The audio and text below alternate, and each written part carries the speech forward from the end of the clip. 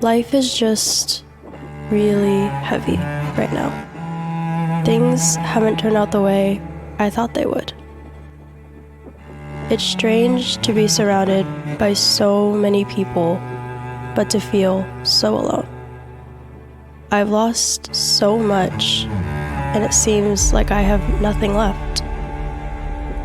I'm here, but I'm empty. Do I deserve this?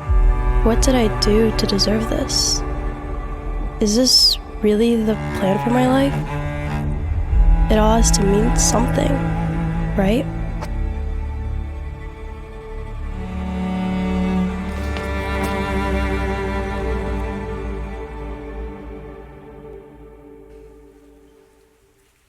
One of my favorite books that I actually read years ago is a biographical work called We Got Fired, and it's the best thing that happened to us. It's a book by Harvey Mackay, who writes a lot on leadership and business, and he profiles in this work several people in the United States who went through incredibly adverse circumstances that they thought they'd never recover from, that they thought might be the end of their careers, circumstances that they thought would result in their ruin, but that turned out to be the best thing that happened to them in terms of their career. One of the people that Harvey Mackay profiles is Bernie Marcus, who many of you probably haven't heard of. But Bernie Marcus years ago worked for the Hardy Dan Home Improvement Company, which you most certainly have never heard of because it went out of business. And years ago, Bernie Marcus ran a division of this company, and it was very, very successful. In fact, it was the only successful division of the company, and as a result, the board decided to shut the whole thing down. They eventually got to a place they had no choice, and in the process, they fired Bernie Marcus and his team, even though they had no grounds to do so. He was running the only division that was profitable at the time, and when he was fired, he pursued a wrongful termination lawsuit.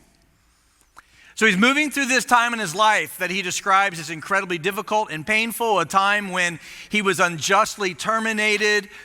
And in the midst of all of that, a good friend of his advised him to drop the lawsuit and to move forward with his life. His friend said, listen, I've been down that road. I've been involved in litigation. It's going to take years. It's going to cost you a lot of money. It's going to cost you a lot of heartache. His friend said, hey, listen, you're really good at what you do. You know your industry well. Why don't you just start a business kind of rising up from the ashes of what used to be known as the Handy Dan Home Improvement Company? And so Bernie Marcus got with his coworker and good friend Arthur Blank. They received an investment from another good friend of theirs, and they started a little warehouse-sized store for do-it-yourselfers called the Home Depot. And I checked this morning just to give you the latest information, okay? This is hot off the press. As of this morning, Bernie Marcus is worth $10.1 billion. So things worked out for him. And one of the things I love about the book is there are a number of stories like Bernie Marcus's where it's describing a season of difficulty, a season of trial, a season where these individuals didn't know their next steps. They didn't know if they'd be able to provide for their families. They didn't know if their career would take a turn from which they could not recover. But then, of course, with the benefit of hindsight, looking back, all of them said, that was probably the best thing that could have happened to me. And that really is a connection point to the book of Ruth. We're walking through this incredible book of the Old Testament called Ruth, and really we're seeing that the book is about a woman named Naomi more than it is Ruth. Naomi was a woman who was in Bethlehem with a husband named Elimelech, and Elimelech and Naomi had two sons named Mahlon and Chilion, which meant sick and dying. A little forerunner to what was going to happen to them. Remember I told you the first week that it's like naming your kids hepatitis and pneumonia, right? It's like, they had a family, but their kids weren't well, and the situation wasn't well. So in Bethlehem in Israel during this day and time, it's a period of the Judges. We're after Moses and the Exodus and Joshua and the conquest. Now we're in the days of Judges and things are all messed up. And in Bethlehem during this particular time, there's a famine, and therefore Elimelech takes Naomi and their two sons, hepatitis and pneumonia, and they go to Moab, which was like the worst place they could go. The Moabite people were the sworn enemies of the Jewish people. They hated each other. There were constant tensions and issues, and for some reason, Elimelech takes his family into Moab. There, the two boys marry Moabite women, and then within a span of about 10 years, Naomi loses her husband, he dies, and then, of course, hepatitis and pneumonia die. And now she's in Moab as a widow with no sons, no one to perpetuate her family, no one to provide for her needs. All she has now are two Moabite daughters-in-law, which are not going to help her back in Bethlehem, which is where she returns. She has no way of providing for herself in Moab, and so she goes back home. And she tells her two daughters-in-law, listen, you all stay here. Go back to your parents. You're young enough to remarry, get remarried, and try to have a future. And one of them does that. The other, named Ruth, does not. She says, no, I'm going to go back to Bethlehem with you. Your fate will be my fate. Your God will be my God. Your people will be my people. And Ruth condemned herself to a life of poverty and loneliness. But she shows incredible dedication to her mother-in-law. She's like, basically, I'm not going to let you go through this alone for the rest of your life. So the two of these women go back to Bethlehem.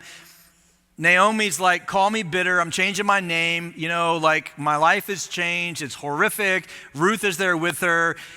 And we saw last week that they just so happened to return at the beginning of the barley harvest. And we saw how the author here is highlighting a lot of, and it just so happened moments. It just so happened they return at the beginning of the barley harvest. It just so happens that Ruth goes and gathers grain. That was their welfare system at the time. You could glean or take fallen grain from certain landowners' fields. That was their welfare system. It just so happens that they return at the beginning of the barley harvest. Just so happens Ruth begins to glean on a field belonging to a man named Boaz, who's a very godly, influential man. And it just so happens on the first day that Ruth goes to glean there, that Boaz is there. And it just so happens that Boaz sees her, and it just so happens that Boaz provides for her, both in terms of her protection and her provision. And we left off last week with this amazing picture of Ruth and Naomi having food now through the harvest season and through even the off season. God's provided for them through a random series of events. We saw that for God's children, there are no random series of events. God doesn't have accidents, he makes appointments. There are no coincidences with God's children, there's only providence. And one of the favorite parts for me of my week is hearing from so many of you and your "and it just so happened" moments. And I've heard from a number of you over this past week who have shared with me your "and it just so happened" moment, where looking back, you thought that maybe the worst thing that was happening to you led to maybe the best thing that's happened to you, and you've given testimony like Naomi and Ruth that, you know what, our God takes care of his children. And today, we're going to see that God's providing not just food for Ruth and Naomi, but also family, because ladies, this chapter is for you. It's all about a love story. Chapter 3 is about the unfolding of a romance that's pretty much in your face. For the original readers of this story, they would have blushed to see what transpires between Ruth and Boaz. There's some language used here that has overtones of intimacy and interest, and this is a love story now, front and center, that's going to change the trajectory of Ruth and Naomi's futures. Now, here's what's so cool about Ruth chapter 3. Everything leading up to this point has covered years. Years. What we're going to see today covers 24 hours. 2 chapters cover decades, one chapter, chapter 3, covers 24 hours. And it's quite a 24 hours. Let's look at it together. If you go to chapter 3, look at verse 1. Let me show it to you. One day Naomi said to Ruth, "All right, my daughter, it's time that I found a permanent home for you so that you will be provided for. We got all this grain, food. Boaz is provided for you. And now we're going to start thinking about more than just food. We're going to think about family." So check this out, verse 2. "Boaz happens to be a close relative of ours, and he's been very kind by letting you gather grain with his young women. And tonight he will be winnowing barley at the threshing floor." Now here's what's happening. The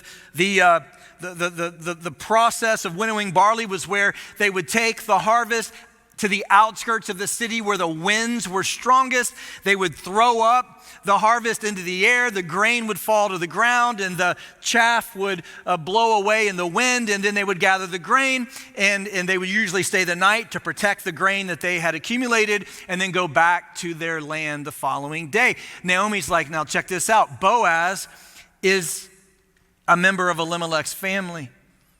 Jewish law stated that whenever you had an untimely death of a male, if there's a wife involved and no perpetuation of the family line with sons, that it wasn't just the right, it was the responsibility of the family, one who is single, to take that widow and to perpetuate the family line. That was a big deal in their society. Boaz is in the family line and he's available.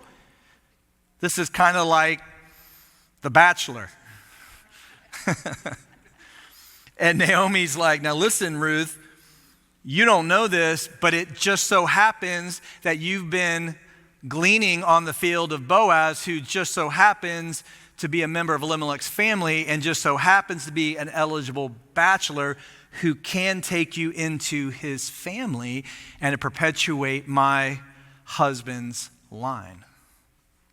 So she says this. When they're out there, at the threshing floor, when they're gathering the grain, here's what she said, here's what I want you to do. I love this first one. You ready for this? Take a bath. Check. She's like, okay, first thing you're going to do is take a bath, and then you're going to put on some perfume, and you're going to dress in your nicest clothes, and then go to the threshing floor, but don't let Boaz see you until he's finished eating and drinking. Be sure to notice where he lies down. In other words, do not do what I'm about to tell you to the wrong man. And then go uncover his feet and lie down there, and he will tell you what to do. Ruth says, I'll do everything you say. Now, this is where things get a little weird, okay, because we don't operate this way. Let me tell you how I did it growing up. I wrote out a little note in class, do you like me? Yes or no? And then I had to pass it down. Okay, whoever I sent it to said no. Passed it back down to me. That was my whole career in high school, okay? That's how we used to do it. Back way before I was in high school. This is the way they did it in Bethlehem, all right? They had a little cultural norm to where when women wanted to express interest, they would uncover the feet of a man like this. I don't know why, but that was like, hey, I'm totally into you. And Ruth was putting herself out there, man. There's no going back from this, okay? There's not like you uncover the feet and then you're like, never mind, okay? This is, I am all in. I am all in. And I love the fact that Ruth is she's so bold here. She tells Naomi, hey, I'll do it. I'll do it, And ladies, I just want you to know, men have a lot of insecurities. None more pronounced than when we ask you out or ask you to marry. Listen, man, this is really, really, really intimidating kind of stuff for all of us, all right? Let me tell you, let me give you an example. Okay, I told you a couple weeks ago how my wife and I met and how we got together and all this, but okay, when I proposed to her, see, there was this nature preserve kind of behind my house, and we used to go there on the weekends, and we'd walk and talk and hold hands. And then there was this little lake kind of in the middle of this preserve. And we used to sit there and talk and hang out and study. And that was where we had our first kiss, which I had nothing to do with, but I was just there.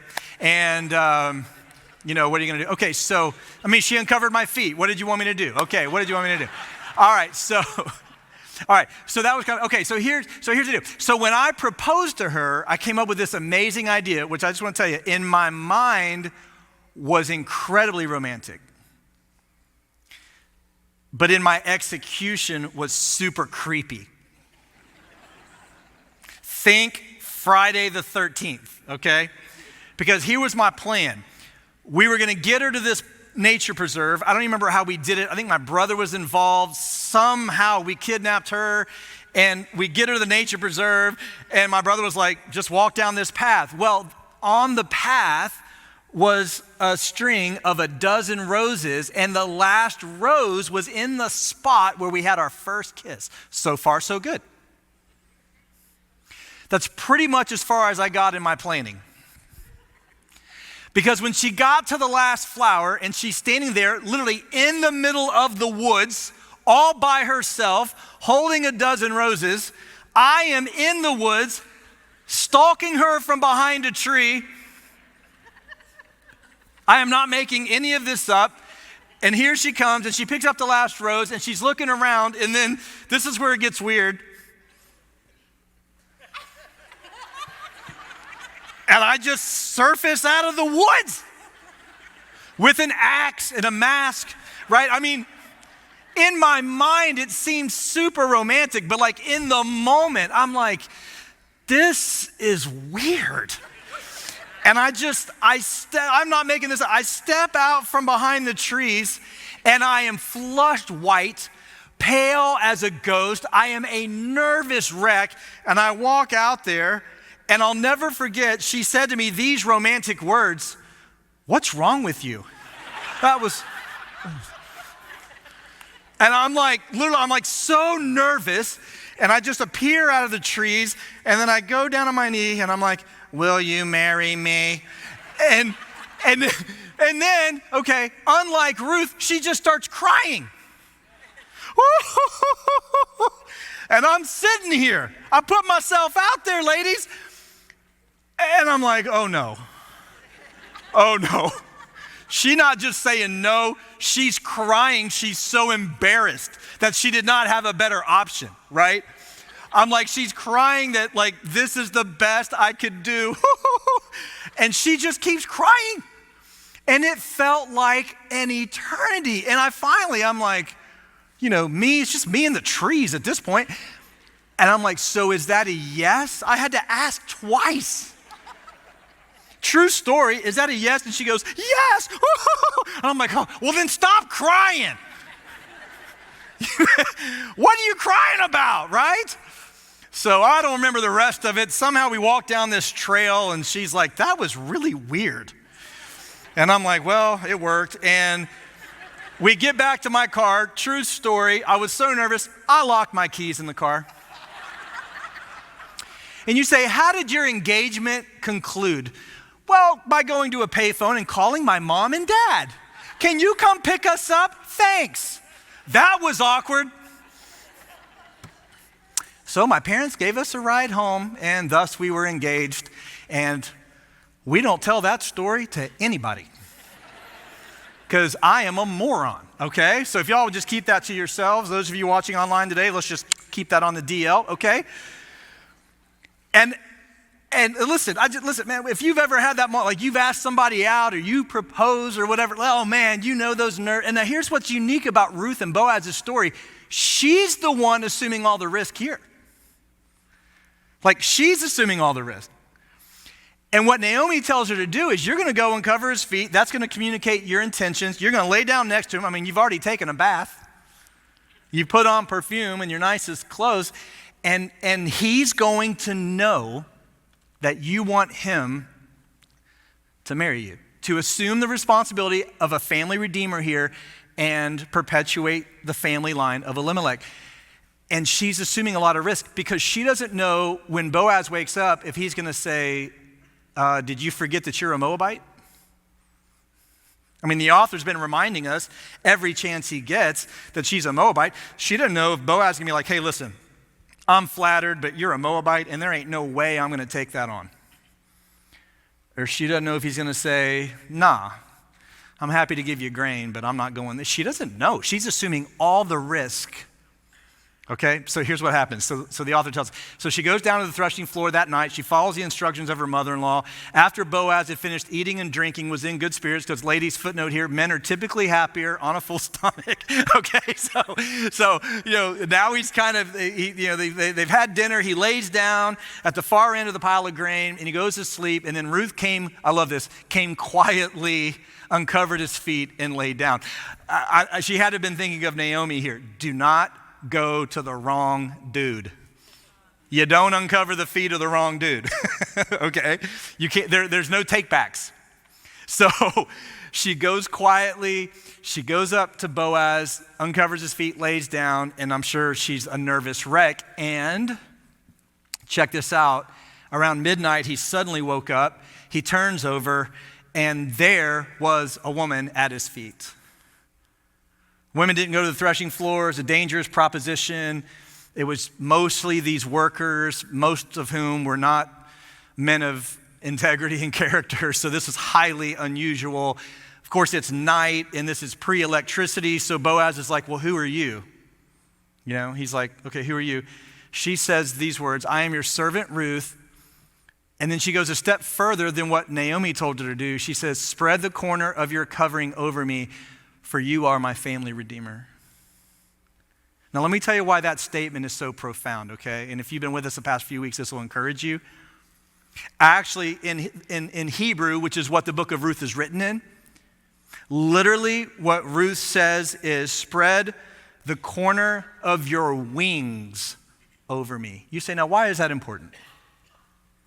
Because last week we saw, let me show it to you in verse 12 of chapter 2, that as Boaz is impressed with Ruth's character and integrity to leave her home and take care of Naomi, he says these words. He pronounces this blessing over her. He says, may the Lord, the God of Israel, under whose wings you have come to take refuge, reward you for what you've done. And in seeking Boaz here at the threshing floor, Ruth says, in other words, do you remember praying that blessing over me, that the Lord might spread his wings over me and bless me? I got news for you, big fella. You could be those wings. She uses the exact same phrase. How cool is that? You are a family redeemer, and you can spread the corner of your wings over me. She's appealing to God's providence. And she's saying it could be you. This reminds me of what the great theologian Bette Midler once wrote. You can be the wind beneath my wings. Anybody remember that? I know most of you are too young to know Bette Midler and that wonderful tune of the faith. Did you ever know that you're my hero and everything I would like to be? I can fly higher than an eagle, for you are the wind beneath my wings. I hate that song. They used to play that thing on the radio 4 times. And does anybody remember those days? I can fly higher than an eagle. I'm like, no, you can't, Bet. Just stop. It's just, oh my goodness. Some of you, I know what some of you did. You called into a radio station and this was your strategy. You're making fun of me in the woods, okay, Friday the 13th proposal, okay? But what you all did was call in to Casey Kasem or Delilah. And you said, hey, I'd like to request Wind Beneath My Wings for my girl. And they're like, all right, next up, we got Wind Beneath My Wings. This is from Steve to Janet. And you had the tape recorder and you're recording it. Come on, some of you, I know you ain't gonna raise your hand because you're embarrassed. I can fly higher than an eagle. That's just so gross. The wind beneath my wings, okay? That's just, no. But it is pretty cool that in Ruth 2 and Ruth 3, Boaz says to Ruth, may the Lord provide for you through the covering of his wings. And she's like, actually, the Lord can do that. would you spread the covering of your wings over me? Oh, it's an amazing connection. I don't think Boaz was like confused here as to her intentions. She says, hide me in the shadow of your wings. Let me show you what the psalmist says. You know, this is true even of our relationship with God. The psalmist says this, I love this. Just notice all these connections. Guard me as you would guard your own eyes and hide me in the shadow of your wings. You know, the Lord provides. The Lord protects. And what's happening here with Ruth and Boaz is foreshadowing how God loves and cares for his children. And there's just this powerful imagery here of the covering of the wings. It's just awesome. All right, so then here's what happens. Boaz is like overwhelmed, okay? He's older. We don't know how old. We don't know the age gap, but he's clearly impressed with Ruth's character and integrity. We've already seen that. But now check this out. His response is, well, the Lord bless you. You're showing even more family loyalty now than even you did before when you left your people to hang out with Naomi's people. For you've not gone after a younger man, whether rich or poor, and so don't worry about a thing, he says. I got you. And I'll do what is necessary, for everyone in town knows you are a virtuous woman, which, by the way, is the exact same language used in Proverbs 31 of the virtuous woman. How cool is that? He's like, that's the kind of woman you are.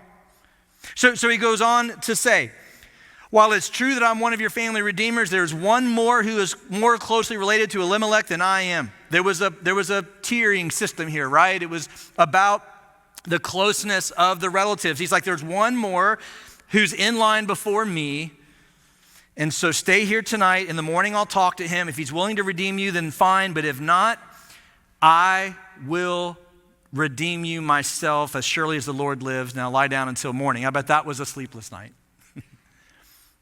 They're both wondering what the outcome of this is going to be. And the scripture tells us that Ruth lay there at his feet until the morning. She got up before it was light enough for people to recognize each other. For Boaz had said, no one can know that a woman was here at the threshing floor. And then Boaz said, as she's leaving, check this out. Remember how generous he was to her? He says, bring your cloak here and spread it out. He measured 6 scoops of barley, which could be up to, by the way, 70 pounds. Put it in your cloak, and then he places it on her back. We know that it was so much barley, so much grain, that she had to carry it on her back. That's how much it was.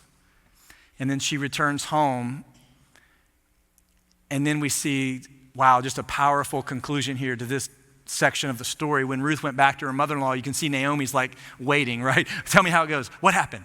And Ruth told her everything that Boaz had done for her, and then she added these words. He gave me these 6 scoops of barley and said, do not go back to your mother-in-law empty-handed. And can I just kind of tell you how I think of it? This is actually one of my favorite verses in all the Bible. Some of you are like, hold up. Nobody holds a sign behind the field goal post with Ruth 3:17 on it. It is one of my favorite verses. Can I show you why? It foreshadows for us how God works in the lives of his children. Do you remember at the end of chapter 1 how we ended the very first week of this series? Naomi came back to Bethlehem, no husband, no sons, really no future. This was her testimony. I went away full, but the Lord has brought me home empty. And now at the end of chapter 3, Boaz says, same phrase, same word to Ruth. You're not going to go back to Naomi, literally empty. I got you. I'm telling you, here's where we're headed, okay? And here's what God's communicating through this dynamic. I love this. One of my favorite verses.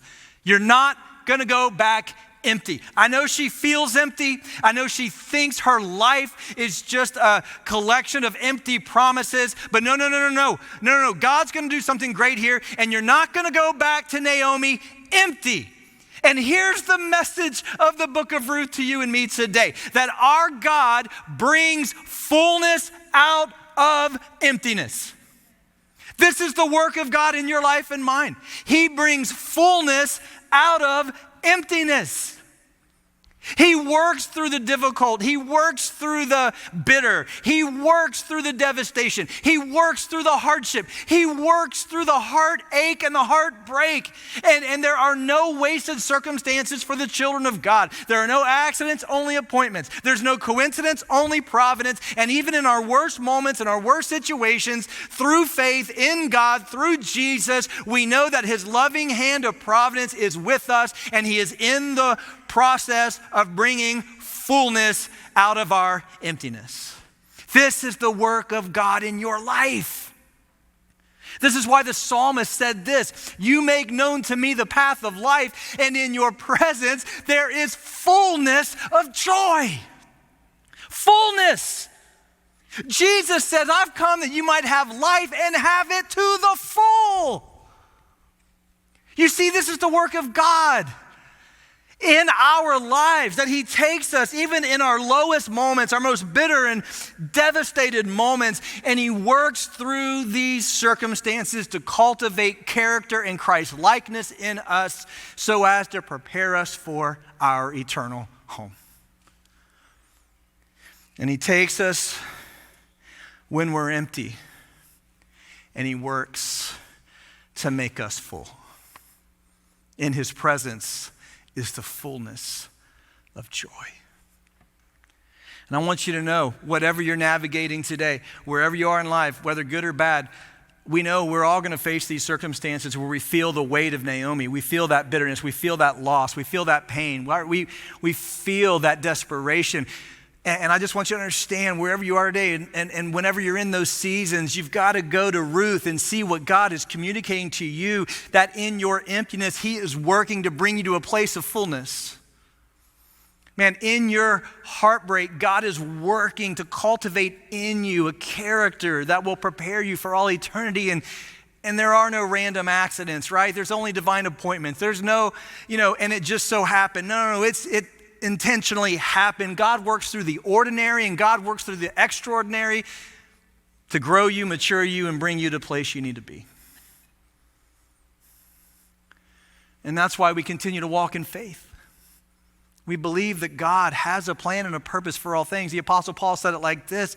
He said, we know that God causes all things to work together for the good, for those who love him and are called according to his purpose. Let me go to chapter 8 there. It's okay, leave it on the screen. And then he went on to say this. He said, so that what we suffer now is nothing compared to the glory that will be revealed to us later.